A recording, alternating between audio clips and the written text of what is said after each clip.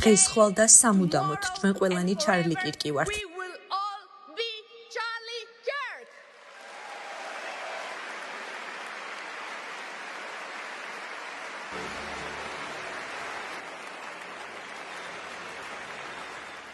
ჩვენთვის დიდი პატივია კიდევ ერთხელ ვიყოთ თქვენს წინაშე. დღეს ჩვენ მარტონი არ ვართ. ჩვენთან ერთად დღეს ჩარლი კირკიც არის, რომელიც 60-დან გვიყურებს. მან საკუთარი თავი გაწირა იმისთვის, რისიც სჯეროდა და სწამდა. მან კარგად იცოდა, რომ ეს გზა სიკვდილამდე მიიყვანდა, თუმცა მას ეს არ ადარდებდა, რადგან ცდილობდა ქრისტეს სახელით სამყარო უფრო თავისუფალი და სიყვარულით სავსე გაეხადა. მემარცხენეები მას ვერ აჩუმებდნენ. ჩარლიმ ყველა მათი პარანოიდული თეორია მიწასთან გაასწორა და სწორედ ამიტომ მოკლეს ის. რადგან როდესაც მემარცხენეების არგუმენტები უძლურია, ისინი ტყვიებს იყენებენ. სწორედ იმ დროს, როდესაც მისი მეუღლე და შვილები გლოვობდნენ, ავადმყოფური აზროვნების მქონე ადამიანები ჩარლის მკვლელობას ეიმობდნენ. ყველა გაიძახის, რომ შავკანიანთა სიცოცხლე მნიშვნელოვანია, თუმცა არავინ ამბობს იგივეს თეთრკანიანებზე. მარა ჩვენი მოთმინების ფიალა აივსო.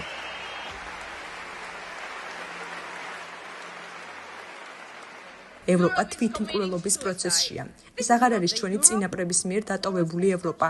ჩვენ ვიქეცით კონტინენტად, რომელიც რადიკალ მუსლიმებთან ნებდება. მუსლიმებთან, რომელთაც ყველაზე მეტად სურს ჩვენთვის ყველაზე ძვირფასი ღირებულებები. თუ დღეს ვერ დავიწყებთ საჭირო ზომების გატარებას, ხვალ უკვე აღარ იარსებებს არც ესპანეთი, არც საბერძნეთი და აღარც ევროპა. განა ეს არის ის, რაც ჩვენ გვინდა?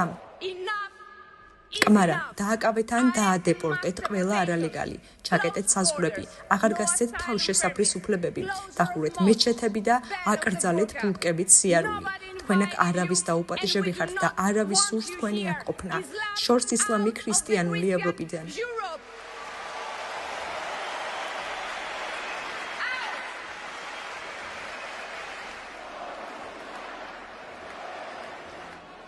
ასევე ხელები შორს დაიჭირეთ ჩვენი ბავშვებისგან. მკაცრი აკრძალვა უნდა დაწესდეს ბოუქ პროპაგანდაზე სკოლებში.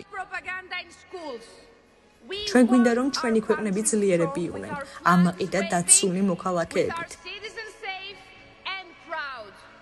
ჩარლი, სიტყვას გაძლევთ, რომ შენი ძალისხმევა ჩვენი ცხოვრების მიზანი გახდება. სამშობლო, რელიგია, ოჯახი. ძირს მემარცხენეები, დიდება ესპანეთს, დიდება სანტიაგო აბასკალს.